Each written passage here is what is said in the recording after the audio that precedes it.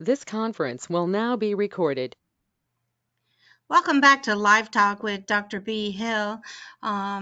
We have continued guests today and hopefully continue the interesting conversations that we've been having. So, Dr. B, let me remind our uh, listeners that if they want to ask a question, of course, use the button up in the right hand corner in the chat room. So, Dr. B. Thank you very much, Chrissy. I really appreciate it. Of course, we have Dr. Smith, our mainstay. We have Travis, and we have Josh today, and we're very, very pleased with all of them being here. And you are right, Chrissy. We have been into some really good conversations. So, Dr. Absolutely. Smith, would you like to lead? I would be, and thank you very much. But I want to begin with a statement we made a couple of 3 days ago uh, to Samantha about what happens when our people find themselves in a painful situation. And I want to say once again, anytime our people have a right to be pain free, just like anybody else.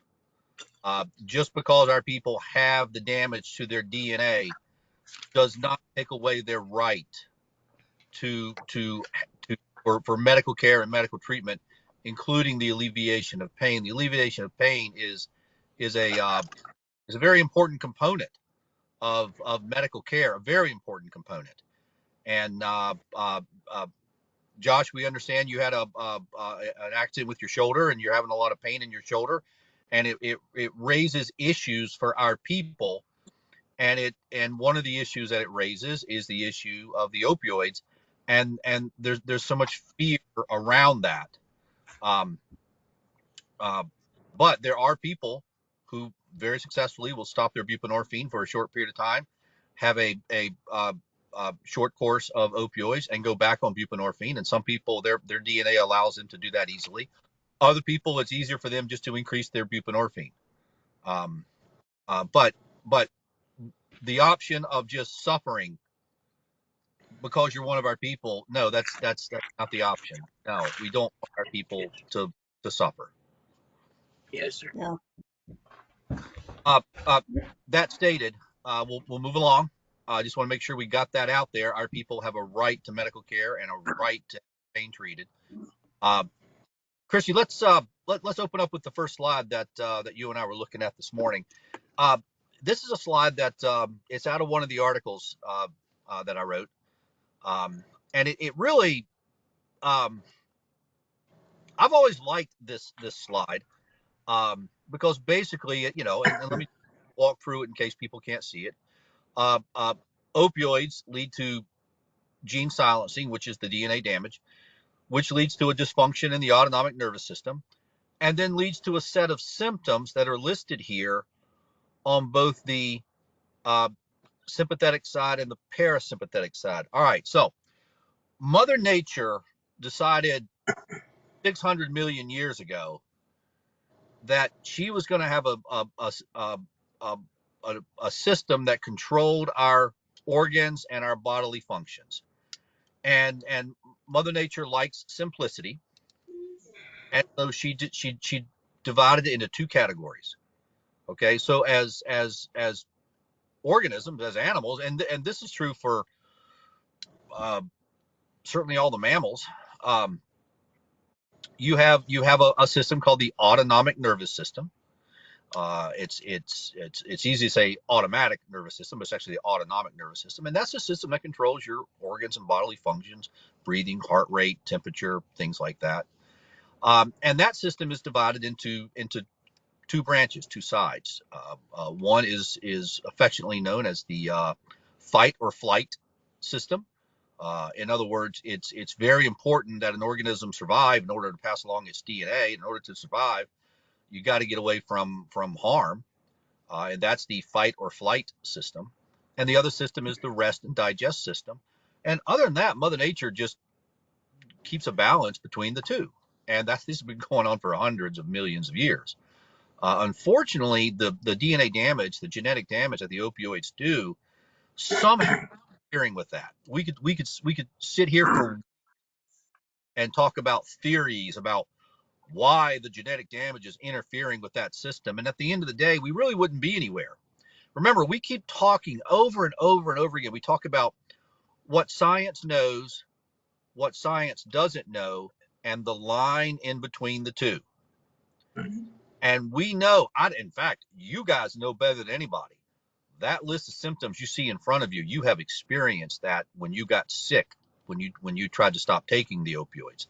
You know that list better than anybody. Okay. Why the genetic damage does that? Don't have a clue. It's got to be related to that opioid receptor. That opioid receptor has somehow got to be related to maintaining control. But sometimes it's just best to say, don't know. We don't know. We don't know. But let's look at these symptoms. And I listed them here. This is a medical article, so I use the medical terms. And so let me give you the opportunity to interpret each of these terms, and then let's chat about this. All right. You see what we have here. Opioids cause gene silencing, the genetic damage, the methylation, which causes a dysfunction in the autonomic nervous system. And then there's the two branches, the sympathetic nervous system and the parasympathetic nervous system. And then there you see in the sympathetic nervous system, you see we've listed toxic adrenaline levels. And Travis, it was your blood. You know that one better than anybody. Mydriasis, that's when your eyes dilate. Tachycardia, that's when your heart is pounding. Diaphoresis, that's when you're pouring sweat. Piloerection, that's the hair on your body standing on end. And then the anxiety, the restlessness, and the tremor. So the list in front of you is adrenaline toxicity, dilated pupils, heart pounding, pouring sweat, hair standing on end, anxiety, restlessness, tremor. And I'm assuming that both of you guys, as you hear those terms, knowing that the episode of withdrawal was just burned into your brain. Sure. I'm assuming that you guys see those as that's something, those are familiar terms. You remember that? Yes, sir. Yes, sir. Yes, sir. Does it make sense that list of symptoms, all those things that you felt, does it make sense that it came from simply a dysfunction in part of your nervous system? Yes. I mean, Absolutely. if not, if it's a big coincidence otherwise, right? If there's not a dysfunction in the nervous system, please explain to me how you get those symptoms. Right. And we came up with a name. You know, when we were talking about the so-called panic attacks that we were experiencing, Yeah. we came up with the name, and let me just see if I can remember this, Josh. We came up with methylated adrenaline attacks. Yes. Yeah, that's it. MAA. Methylated adrenaline attacks. What's the fighting club? Isn't that MAA? MMA. It's MMA. Yeah. Okay. So the fighting club is MMA and we're MAA. That's pretty good, guys. Yeah, I mean, we were talking about it, and I was like, listen, you know, I believe it's from the methylation. I believe it's from the adrenaline. So we were like, why not call it methylated adrenaline attacks? Because Right. I don't feel comfortable saying a panic attack, because I've had a panic attack, and it was a lot worse. Like, this was a lot, like, what happens to me is a lot worse than a normal panic attack. And Josh, from what he told me, he was experiencing almost the same exact side effect. So, and then Samantha said the same thing, that she's had them before. And none of us ever had them before we ever took an opioid. That's another thing we were talking about. None of us. And I mean, none of us, like all three of us talked about it. And I said, I never once had a panic attack in my life until after the opioids. And then that's when they started happening. And so we came up with that methylated adrenaline attack is what we came up with. Job well done. There are two things that you guys have told me that just send a chill up my spine. It scares me. It frankly scares me. One is how that pretty much everybody that we've talked to so far is experiencing these similar MAA episodes. I mean, I haven't talked to anybody that's not having them, which you know, my hope, my prayer, you know, and Josh, this gets into a conversation we've had before about Yes. prayer, and prayer's not always answered. You're right. Your prayer is not always answered. One of my prayers is that what we saw yesterday, that epinephrine level of 654. One of my, I pray to God that is not true. Please, Right. no. These people have suffered enough. Give them the ability to have peace Right. once they're on the buprenorphine. And I remember the day I saw that 654 on the lab result, and the chill ran down my spine then. And then when I hear you guys all talk about the symptoms that you're describing, it that fear in me returns. I don't want that to be true. There are some things I want to be true, so we can move forward and we can bring an end to this opioid crisis and we can help our Right. people. I Yes. want this DNA test to be validated. I want this CLIA certification. I want our people to have the ability to have the truth spoken for them. But I do not want our people to continue to suffer even after they're treated with the buprenorphine. That to me, it just, I mean, Josh, I would find myself saying to God, why? Where is fairness? Enough is enough. Right. You're And then right. it raises the question, and somebody yesterday called me with this question, and I'll tell you what I told them. They called me and asked me if I thought that Matthew Perry died from a epinephrine spike while he was in his hot tub. And I said, absolutely, that's what I think he died from. That 654 you saw yesterday is more than enough to give you a short seizure. Sure, you can seize from epinephrine, absolutely. And I think he either, sorry to interrupt you, Dr. Smith. I think he either died from that, or I think that he used, because I do believe that he was using opioids, because the way he looked like he wasn't like very mobile. He looked like he was always in the house, just kind of in his pajamas. I mean, if you saw the way he was taking care of himself up until the point of his death, he either died that way, or I believe that he used right before he got into the tub, and I think he fell asleep, and then I think he drowned. One of the two is what I think happened. Well, one thing for sure, he did drown. So we'll wait on the toxicology report and we'll see. But those spikes of epinephrine keep me awake at night. I worry about those enormously. I worry about our people. I worry about what that number means. I hope, Luke. That stated, I want to get back to this slide here, because there's a follow-up slide behind it. We went to the sympathetic nervous system. Now let's jump over to the parasympathetic nervous system, and basically you see vomiting, diarrhea, yawning, runny nose, watery eyes. So when you look at that, it's just so obvious. It's a dysfunction in the autonomic nervous system. Now, the experts, the addictionologists, the psychiatrists, they're all claiming that you guys were just craving to get high on opioids. And that somehow this list of symptoms was related to a craving to get high. I don't follow that logic at all. I don't either. I don't know. I don't agree. Yeah, we've talked about this a million times, sir.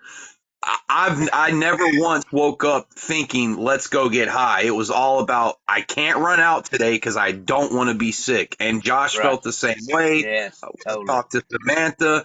Anybody else I've talked to have said the same thing. And I'm sure Josh could vouch for that as well. If he's ever spoken to anybody who's used opioids as well, you're not thinking, let's go get high. You're thinking, man, I can't be sick. We cannot be sick today. Even if you're hanging out with someone else who's doing opioids, that's what both of y'all are talking about. You're like, man, we cannot be sick.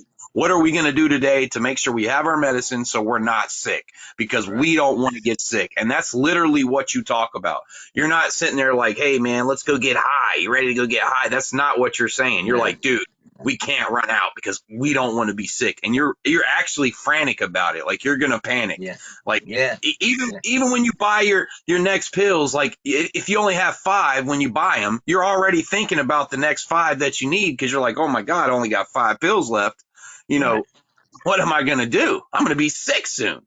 So Yeah. you're already, that doesn't make any sense. Travis, hang on. Wait. That either you've said it before, but this is the first time that I've heard it, or this is the first time that you said it.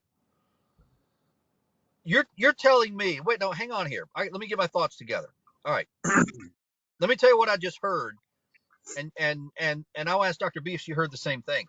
You mean that sometimes when our people are out literally buying medicine, buying drugs, buying pills from people that are selling pills, the discussion is about, I can't be sick, I don't want to be sick? Yeah. You would actually say that? Yeah. You'll even listen. You'll even become friends. And Josh knows this as well. Like I told you, we all flock together. Like, when you're an opioid user, you always end up flocking together. You always end up meeting each other. So you'll even say, hey, man, let me get your number, because if you get yours at the end of the month and I get mine at the beginning of the month, if you're ever out, whenever, you're right before you get yours, you can call me and I'll give you some, and then you can give them back when you get yours. Like, you're already trying to trade with people to make sure at the end of the month that you're not sick, because at the end of the month you're probably going to run out before you get your next script. So you're already trying to make deals with people to make sure that you can trade stuff back whenever I'm telling you, and it's all about not being sick. You're not saying, hey man, let me trade you the same medicine so we can get high. Like, no, it's so you never run out. It's literally so you don't run out. Let's do this so we both don't get sick. You would say that. Literally. Yeah, absolutely. Yeah. Let's make sure we have this set up so none of us ever runs out, so none of us ever get sick. And it's like a revolving cycle where this person's giving this person 7 pills and the other person's giving, 8 of them back. And that way you never run out. And most of the time, if you do it right, you don't even have to buy anything, because you got this network of trade going on. And usually what happens is you link up with the people that have the same medication, if not almost the same as you. So like, you wouldn't trade with someone, like if you're on a 10 milligram oxycodone, you wouldn't meet someone and trade with them if they have a 30 milligram. You try to meet someone else that has 10 milligram or, something like that. So you can trade the same exact medicine, because if you have to trade for a higher dose, you're going to have to give them more pills in return. Does that make sense? Right. Yeah. So if I had 10 milligrams and he had 30, I'd have to give him 3 of my pills for one of his, because one of his pills is 3 of mine. So you would give him, if I needed 3 of his pills, I'd have to give him 3. I'd have to give him 9 pills of mine back, because I have 10 milligrams, but he has 30. But I'm willing to do that because I don't want to run out. Does that make sense? Like, you always want to do the trade. That way, if you run out towards the end of the month, he owes you those pills and you can go back and get them and you're not sick. Like, I know it. I don't know if that makes sense to you, but it's literally like a network of trade almost. And then if that doesn't work, then yes, you're just finding people to buy them from, but it's the same thing. Makes sense to me because you're telling me the truth. Whether I believe it doesn't make any difference. I do believe it, but what you're telling me is the truth. And I'm waiting for Dr. B to jump in here.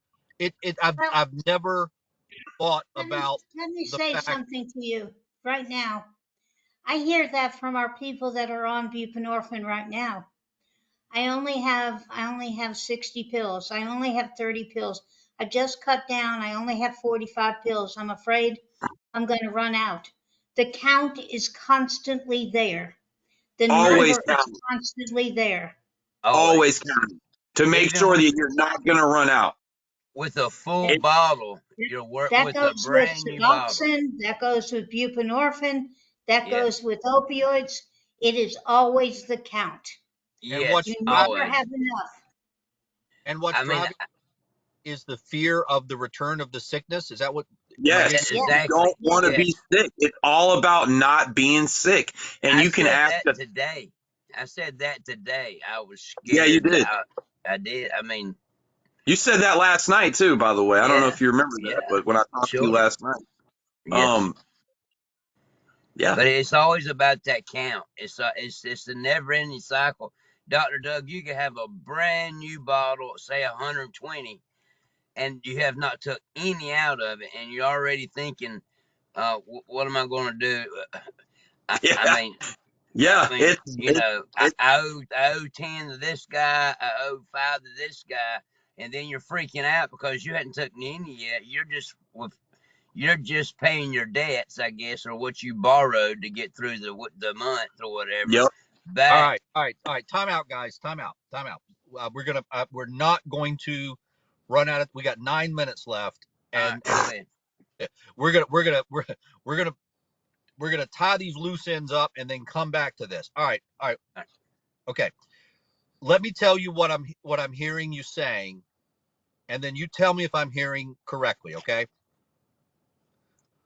What I hear you saying is that these words you are sharing, you feel are near universal for all of our people who've experienced withdrawal. Correct. I, Yes. I agree. I agree. Oh, sorry. I would be willing to bet on it. That's Okay. how confident I am. Okay. Yes. All right. And I know when it comes to bets, you do not like to lose, so I will take that. I don't think I would bet unless I knew I could win. Okay. So exactly. So here's my question. I hear you. I hear you. I may not have heard you as clearly in the past, and thank you for your persistence, and thank you in so many ways for what you're doing. As a medical person, as a science person, if you're telling me that something is near universal and possibly even universal, it is a trait shared by every one of our people. And what you're telling me is that it's a trait you've seen in every one of our people that you've spoken with and dealt with. Is that a fair statement? Yes, sir. Yes, Okay. sir. Then as a person of science and a person of medicine, I am required to ask the question, what's the common thread? Why would this set of symptoms exhibit themselves universally in this set of people? What's driving the behavior? And you know my belief The is that adrenaline toxicity. It implanted in our minds that we do not want to run out. We do not want to get sick. into And your that, brain, it was yes. seared into you. And what I'm hearing is, and what I'm thinking is, it wasn't just seared into your brain, Travis. It wasn't just seared into your brain, Josh. It was seared into the brain of every single person who experienced the adrenaline toxicity, because Mother Nature has something that we call avoidance, so that whatever Yes. it was that drove the toxicity, you never do it again. And that avoidance is what I believe is driving the behavior of so many of our people. And it is that avoidance that is pushing our people to do things they otherwise would not do. Yes. Dr. Smith, I want to add this. It is literally a full-time job when you're Yes. on opioids. It's a Yes. full-time job. You are never ending on the hunt. Like if you don't have your prescription or if you're low, everything else does. Even if you're at work, you're not even going to be paying attention. You're going to be on your phone all day long. That I used to get in trouble all the time because I would be texting on my phone when I'm supposed to be working, and I'd be like, "Hey man, I get off at this time. Can I come through?" And if that person said no, on to the next one. Hey man, do you have 3 I can get, 4 I can get until I get mine Thursday? I'll give them back. And if that, it was all day long until All right. somebody said, hey, yeah, I got you. All right, Travis, before we end, let me challenge you both with this. Okay. The example of an adrenaline surge that I used in the past is one that happened to me when I was 5 years old, and I stepped on the yellow jacket nest, and I remember every single detail of the moment. Okay. So I use that as when I stepped on the yellow jacket nest, I probably had 12 minutes of elevated adrenaline levels, because the half-life of adrenaline is 2 minutes. So in 2 minutes, half is gone. 2 minutes later, another half. 2 minutes later, another half. 2 minutes later, another half. But Travis, we drew your blood on day 3. So if the normal adrenaline reflex is 12 to 14 minutes, and yet our people experience days of adrenaline toxicity. They experience adrenaline toxicity until their adrenal gland runs out.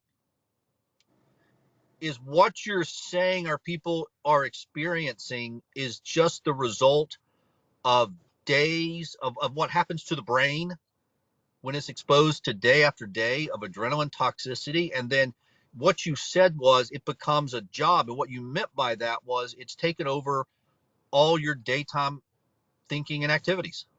Correct. Yes, sir. Correct. Yeah, I would agree with that because that's exactly what it does. Like you literally don't care. Like if you know you're running out, say if I only have 2 pills, I literally don't care about anything that entire day until I have something else lined up and I know that I'm not going to run out. Like nothing else will matter. Like it's a full-time job until I find that medicine to make sure I'm not going to be sick. Now, once I find it, I'll chill out and start doing what I'm supposed to be doing because I know in the back of my mind when I get off work at 2 p.m. because I remember back then when I was using, I got off every day at 2 p.m. I'd go in at 6 a.m. in the morning. I got off at 2 p.m. every day like clockwork. So I know if I knew I had something. I'm going to interrupt you again because we're down to 2 or 3 minutes here, and I'm going to make a statement. I didn't feel this way 30 minutes ago, and I'm going to have to live with this statement. I'll think about it. I'll reflect upon it. I will pray upon it. And Travis and Josh, if what you're saying is true, then the ability for the common person to empathize, to have empathy for our people, it's almost impossible to have empathy for something you don't understand or haven't experienced. And it may be a bridge too far to ask the public at large to have empathy for our people because there's no way they could experience what our people have experienced. Does that make sense? Yes, it I does. totally agree. 100%, Dr. Doug. Go ahead and And find Josh, that something. goes for family members. I think that's what I was about to say. I think that's where the problem lies with Yeah. people. They don't Yeah. know what we're experiencing. They don't know what we feel. So in their mind, they're like, oh, he could quit that if he wants to, because that's what they've been taught. They've been taught that, oh, this is their fault. They're making a choice. They're doing this. They're doing that, and that's not what's happened here. Our DNA is completely rewired. It's damaged. We've been poisoned. And then you add the adrenaline toxicity into that. I mean, it's a big mess, and they don't understand it. So no, there's no way that they could have empathy for us because they don't know what we're going through. No, they don't. You would They have to, couldn't. you would have to find something, a common ground that everybody had a problem with for anybody to understand what they're going through. And what they're going through is 5 times worse than anybody could think of on a common ground. Yeah, you're exactly right. Oh, Miss Christie. Sorry, guys, time's run out, and I know this conversation can go further, and it certainly will. But yes, it's time. So thank you so much for joining us today on Live Talk with Dr. B. Hill, and we'll see you again tomorrow. So y'all have a blessed one. Thank you. Thank you, man. This conference will now be recorded. Welcome back to Live Talk with Dr. B. Hill. Today we will continue with our feel like regular guests. So if we have any people that want to ask a question, definitely you are welcome to. Up in the right-hand corner is our chat button. So Dr. B? Thank you very much, Chrissy. Welcome back, Josh. Welcome back, Travis. And definitely welcome back, Dr. Smith. We've been talking about some really live things recently, like what actually would going through withdrawal make you do. And I thought that was a very, very lively conversation that we had yesterday. And it is the truth because I know what each one of you have gone out and done.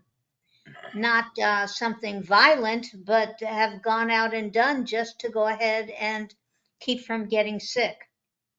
So again, I think Travis, you were saying it's the kind of person that it is, but you never know what'll happen. You get into a confrontation with somebody because of taking something that didn't belong to you.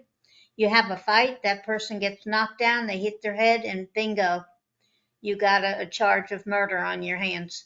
Sure. And Dr. B, I just want to tell you, after reflecting on it for a night and actually thinking on it and actually doing a little bit of research, I have to say I do believe that withdrawal could cause someone to commit a horrible act, and I mean, murder. I mean, I had to think about it for a while, for a couple of days, and I was like, let me really put myself back into that place where I was at, but let me try to put myself back into the worst position I was ever in. And I don't think I would have ever done it as a person. I'd like to hope, I'd like to pray that I would never have done that. But looking back in retrospect, I believe, yes, if depending on how sick you are and how desperate you were feeling at the time, because when you get sick, you become desperate as well.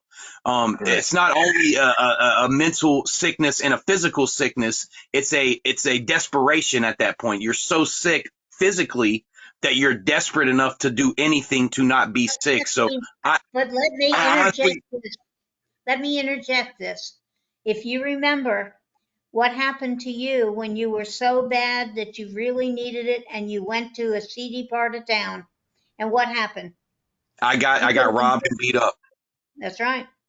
So That's yeah, I right. was thinking about all of that. So I have to say, yes, I think withdrawal could cause you to commit murder, and then that hurts me to say that, because I like to believe in people, but I really had to think about it, and yes, opioid withdrawal, it puts you in such a desperation state of mind, and yes, I believe it could cause someone to kill someone. I really do.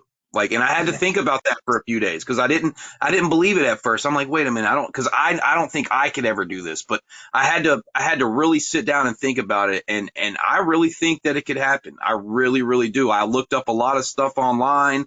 I've actually seen cases, and like, if you can literally go on YouTube or Google it, and there's actually tons of cases that pop up that have to do with opioids. And you And put it's the shoe always on the when other someone, foot. And you put the shoe on the other foot, Travis. Yes. Many yes, Yeah. people have and killed themselves because of it. that So I was going to tell murder, you this. I was going to suicide, tell you that.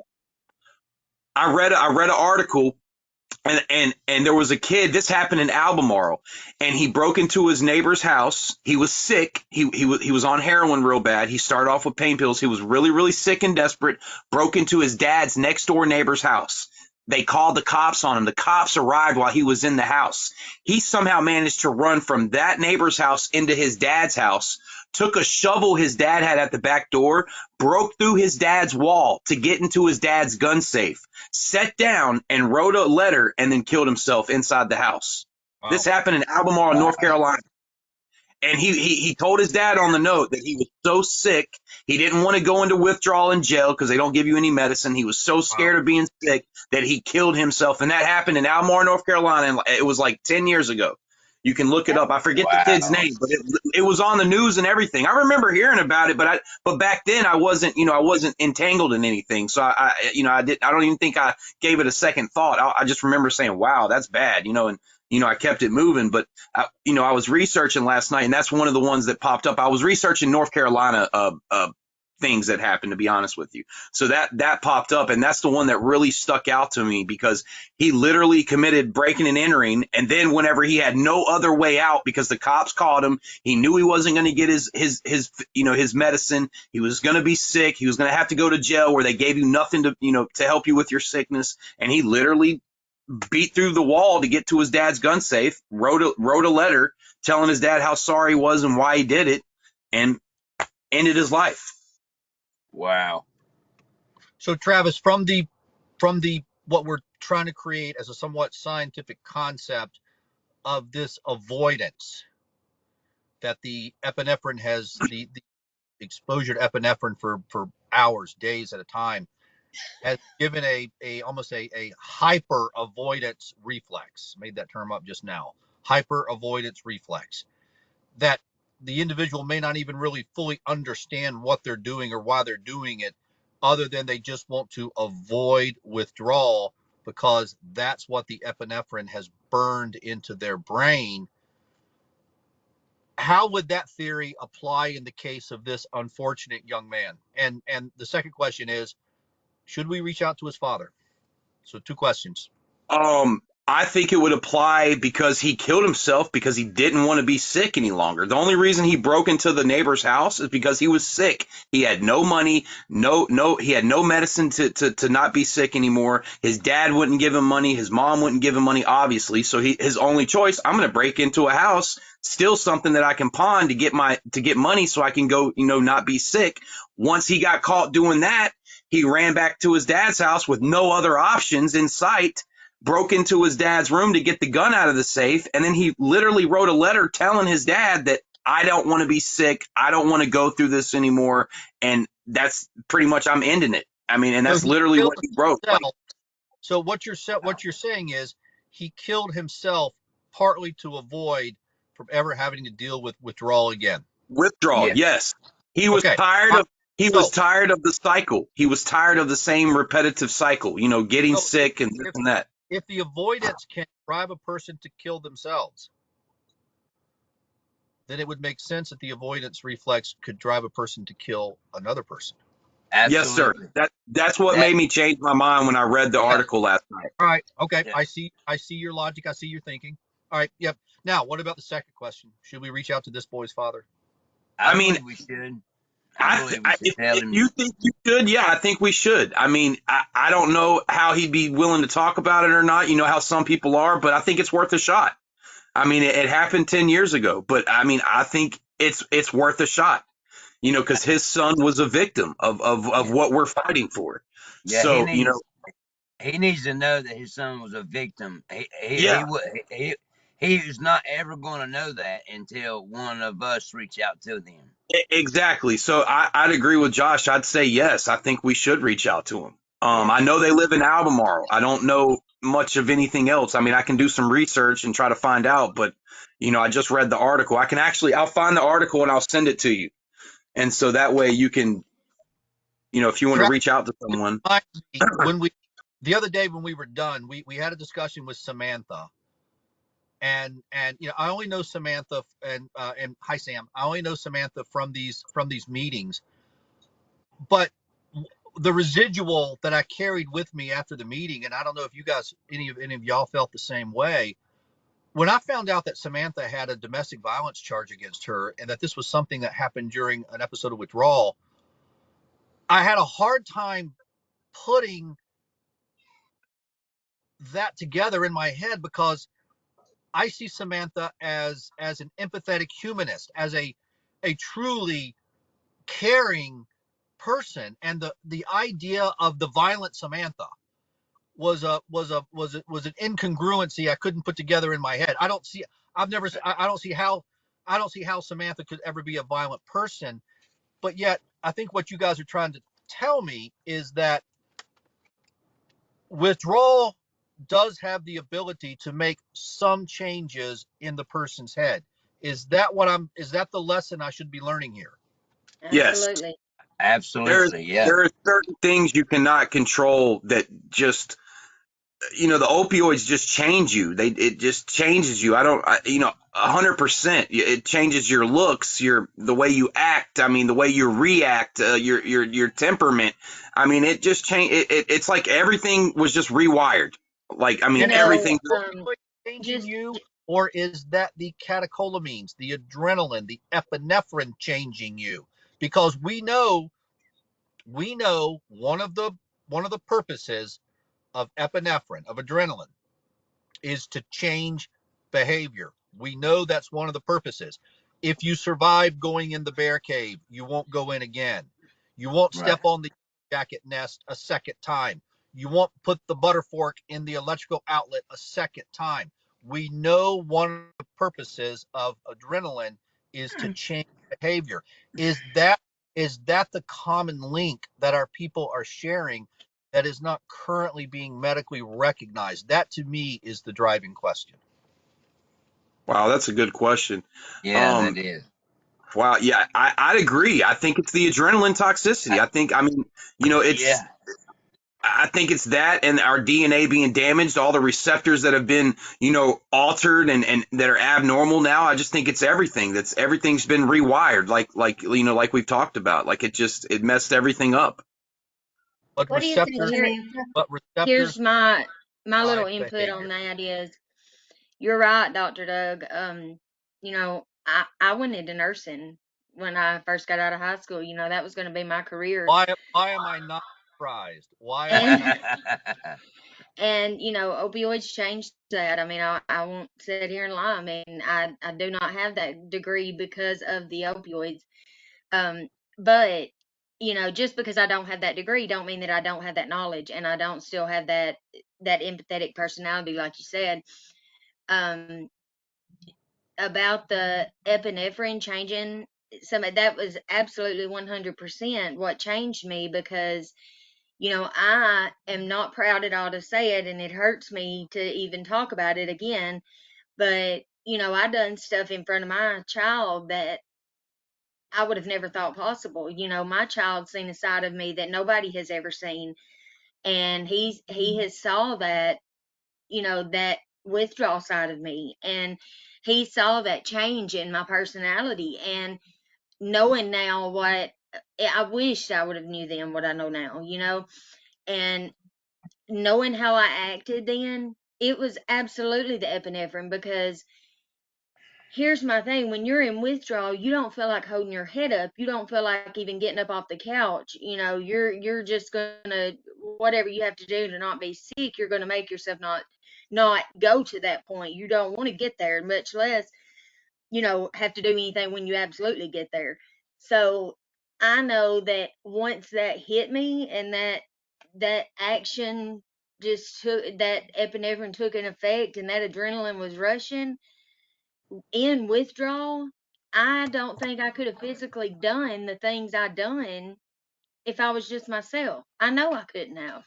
I Wow. know I couldn't.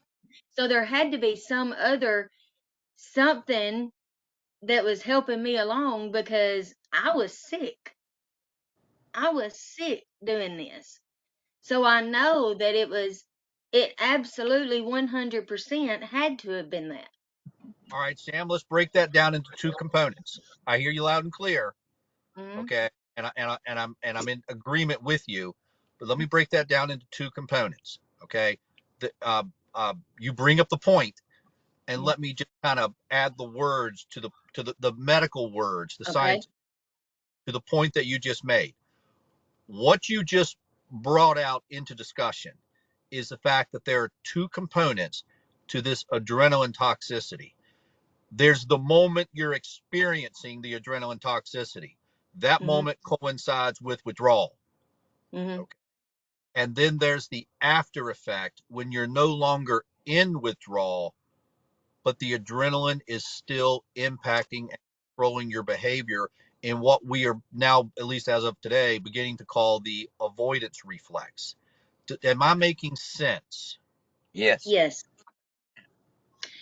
I think for me, the avoidance part has a lot to do with it, because for me, when I started this program, when I got on the buprenorphine, I also done things like, I know meetings don't work for everybody, classes don't work for everybody, but I also took further steps to learn the avoidance part. So even with the epinephrine and the adrenaline in my system after the withdrawal process, I've learned to deal with it more. At the time, I didn't know what was going on, and didn't know how to deal with it, and didn't know who that person was when she came out.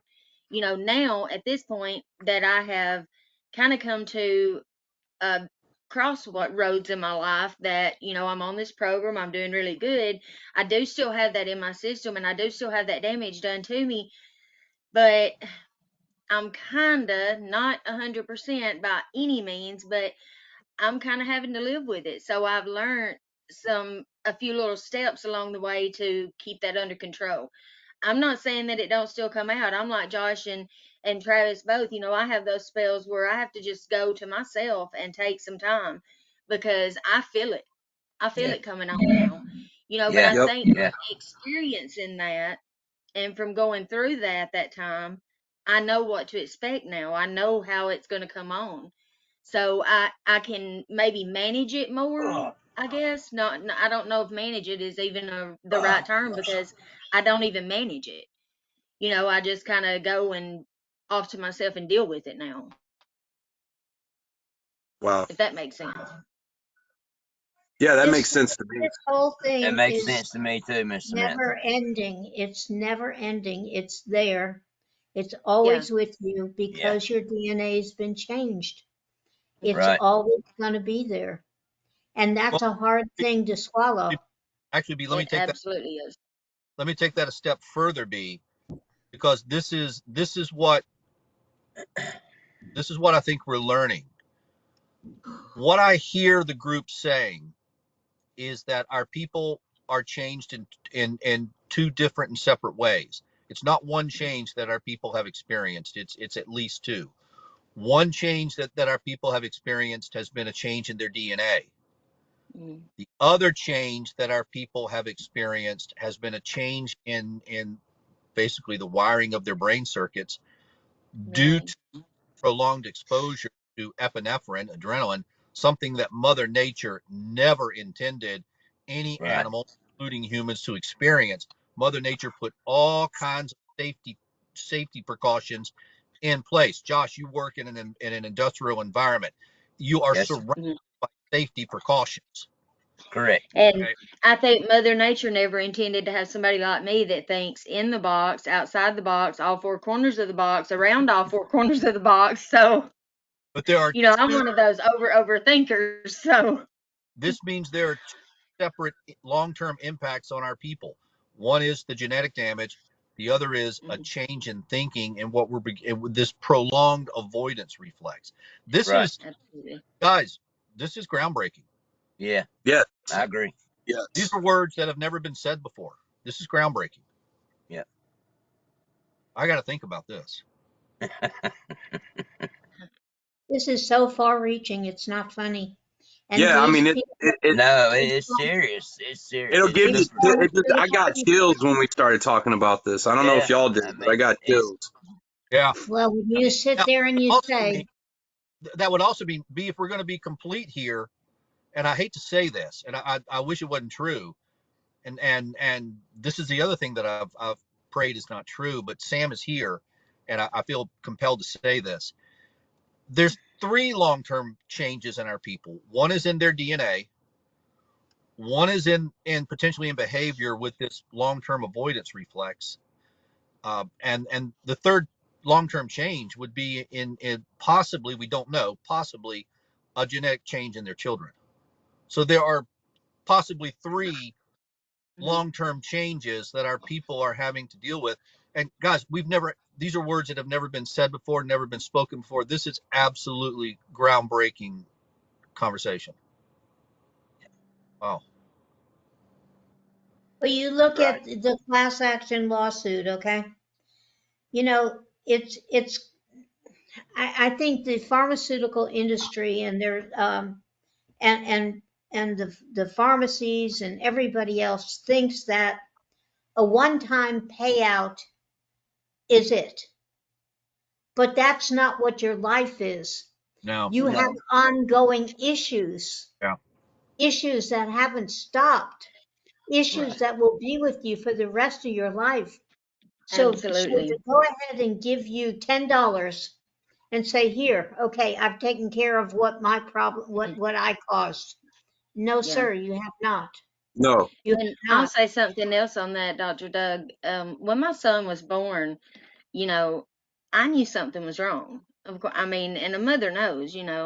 But when he was 3, they wouldn't do any tests until he was a year old. And we took him to genetics. We've been everywhere. I mean, Nashville and Vanderbilt has the best doctors anybody could have, and I still fall at their feet and praise them for having the best doctors they have. But the one place that we went was genetics, and I thought they're going to find it. They're going to find something. They're going to tell us something. They really disappointed me, because with Vanderbilt being, in my book, the most highest accredited doctors in the world, and like I said, in my book, in my opinion, But I haven't been very many places in the world too, but I mean that they're very, very high up there in my opinion. They really disappointed me because they were more set on what did you do? What did you do? What did you do? And I'm like, I done nothing because I mean this is the honest God's truth. I went through the withdrawal process. I was sick for 9 months. I was sick. You know, I did not do anything while I was pregnant with him when I found out I was pregnant. And You see, know, Wait, wait, that's wait, more and dangerous. all That's right, wait, more dangerous for the baby. wait, wait, Yeah. exactly, You which at the time I didn't know, but didn't take anything after you had it. I took for the first 3 months that I was pregnant, I took Tylenol 3 after taking morphine. Oh wow. Yeah, so But you were Yes, sick. but now remember, yes. the genetic damage your child may have would be the damage It, that yeah. he inherited from you Mhm. um, the moment he was conceived. Right. Correct. And Yes. what is even worse about that is, you know, like this family I talk about, this they, you know, all of them are, what did you do? They're just like these doctors. What did you do? What did you do? Because none of them have ever had a drug problem. And I say that in air quotes because they've never got caught. You know, they've, like we were talking about yesterday about how good people are at hiding stuff. You know, Yep. that's that part of that family. Sam, So, you we need know, to make another run at Vanderbilt. We need to get your DNA results and have yes, you and absolutely. your child go Because back to here was Vanderbilt. the thing, the doctor that actually done all that and said, you know, it was, what did you do? So he did test Bentley and he did do all the autism tests and everything. At that time, he didn't see anything. He didn't think there was anything genetic wrong and all that. But all this had not come up. This has been 10 years ago, you know. So at that time, the doctor that was doing it was just focused on me being a drug addict. And you know, I was honest, and because I did say, you know, I have drug abuse disorder, you know, because that's what I had been told. So, you know, I was honest with all that, and so that's what he was going on. And he's not there anymore. So, I am confident that when we follow through a little bit more with this, I can't wait to go back to genetics and actually get something because he has been tested now and he does have an official diagnosis of autism and all that. But just from where we're at today, I just firmly, firmly believe that this is related. I mean, I just really think Can I there's going can to be I a add lot more come something? out of this. Absolutely. Sam, I don't know if anyone else realizes this, but I have noticed, and I'm not saying this is linked, but it's a possibility. And I Mm, think Dr. B has actually brought this point up as well before. I have seen a lot of people that I know that used to be on opioids that have now had kids after they've gotten clean and they're now on yes. Suboxone or Subutex. Mm, And a lot of their kids have autism. A lot of their autism. kids have autism. My You know, I sister's didn't child realize has that. autism as well, and Yeah. she was on pain medicine really Yeah. bad years ago before her child was born. Yeah. So, And I did but not realize that until we all started talking about it. And you know, like my husband, he doesn't have any kind of drug use or anything, but you know, his family has other medical conditions that I think could have contributed with my DNA damage. You know, so I think that may have been, you know, that's just my mind thinking, but you know, yeah, I I just feel wanted to like, point that out there you that I know, know a lot of yeah, people that have taken opioids and absolutely. their children have Mhm. autism as well. So I'm Mhm. like, wow, I don't know if it's just a coincidence, but there's a lot of people that I know that have had kids Just that seems used to be like an on awful lot of opioids. coincidences to me, and I'm not sure that I believe in coincidences, so I'm Yeah. I kind of was a just wanting to skeptic bring going that into up. that one. Yeah. Travis, just so in the world of science, what you just said, we call that anecdotal evidence. It Anecdotal Right. evidence. is considered a form of evidence. And then, Travis, just so you know, when you're confronted with anecdotal evidence, the next step is to Anecdotal. see if Anecdotal. the evidence is statistically significant. Statistic. So that's you that anecdotal evidence can be, if it turns out to be statistically significant, is Powerful. and I pray it's not true. I do too. I mean, I really do, mainly for my peace of mind. You know, because that's a lot for somebody to have on them. Because don't think that for the last 10 years it hasn't weighed on my mind that every pill I took has damaged You're my talking child. about You a know, sense of a guilt. Is that what you're talking about, Sam? absolutely, You know, Sam, absolutely. I've never Because thought I have about that another before. child, I have another daughter that is perfectly fine. I've never thought about that before. I understand why you feel that way, and I think Mhm. everybody on this panel would understand that. I don't think we have Mhm. to question why you would Oh have those. yeah. Yeah. But if that's true, Sam, you know what, Sam? We just can't go there. We don't. Yeah. All we I have know. this brought up. All we have is anecdotal evidence. We Right. simply cannot go there. But Sam, it may be that what you're intended for in this process, why you were chosen in this process, it may be that the pathway ahead of you is back to Vanderbilt and to get answers that could potentially impact a whole lot of people. That's true. You may have quite a journey ahead of you, Sam. Hey, I'm ready for it. I've Wow. my thing, and I really think that that's why I'm a part of this. I really honestly think that when I was in prison, I had kind of a kick in the face in reality. The first class I took, the girl that I was taking it with said, "What do you want to leave this world? You know, what do you want to leave this world when you die?" And I said, "A good legacy." And this is it. You know, this is regardless of my family, what I leave my family, this is going to be my legacy. And I firmly believe that just by being a part of this is going to be the legacy that I leave. And I'm very, very proud of that. I mean, that makes me very, very proud. You know, it's funny, Sam, and I'm looking for Josh for backup here. That sometimes this is just the way that life works. Mhm. You had set a pathway, a goal, an honorable goal Mhm. of going to nursing school. Events occurred, and it may just be that this is Absolutely. the pathway that was intended for you. This may Right. be. I could understand that if uh, Josh, am I way off course here? No, you're right on line. You're right on line. You There's Yeah, I possibility that completely understand. Sam is beginning to understand what her uh, what was the what term you used? Sam? Impact in life. What was the term you used? her Yeah. purpose would be that or impact or actually Mhm. the will, her will for God's will for her life, Sam, we'll Uh, have. purpose and destiny. let me interrupt here for 1 minute. I looked up autism and I looked at the progression of autism over the years. And Doug, I hate to say this, but it follows the deaths. But Oh wow. here's here be I am going to be resistant to allow that in my head, and here's the reason Me why. too. Here's the reason why I'm going to be resistant for two reasons. Number one, because the impact is so great.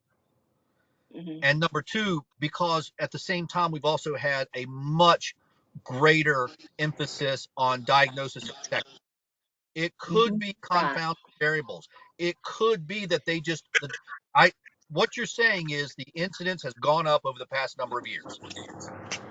But Yes, And, diagnosis has too. and yes, that may be from the Mhm. opioids, but it also just may be due to better diagnosis and earlier Mhm. detection. And they until even say you can genetic. They access, even say genetic factors. Wow. Wow. That's wow. Yeah, that's Genetic factors. Wow. They've genetic Mhm. tripled. factors. They have tripled. Tripled. Tripled. Mhm. And what else has Mhm. tripled? The amount of people using opioids.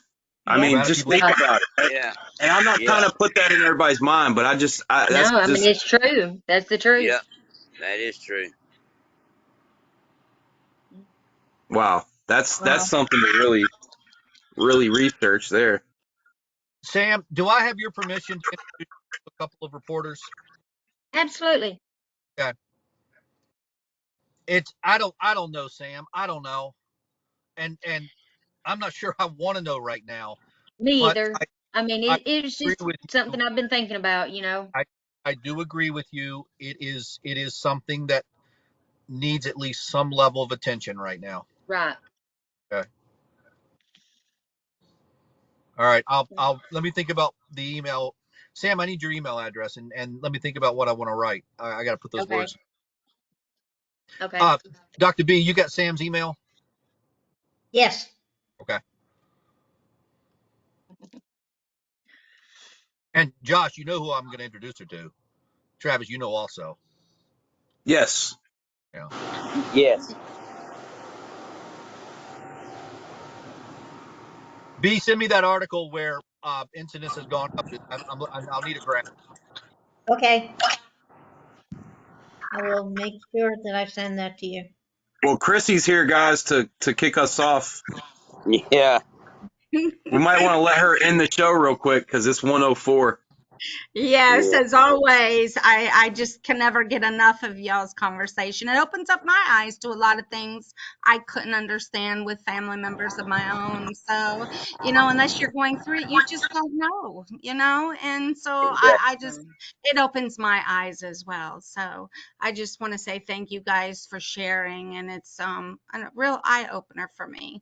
So Well, thank you, Chrissy, for everything you do for us. So we Yes. appreciate Yes, you as well. absolutely. Yes. absolutely. Yeah.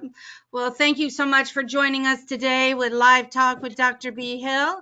And Thank we you. will see you guys next time. So have a wonderful day. Thanks, guys. Thank you, everybody.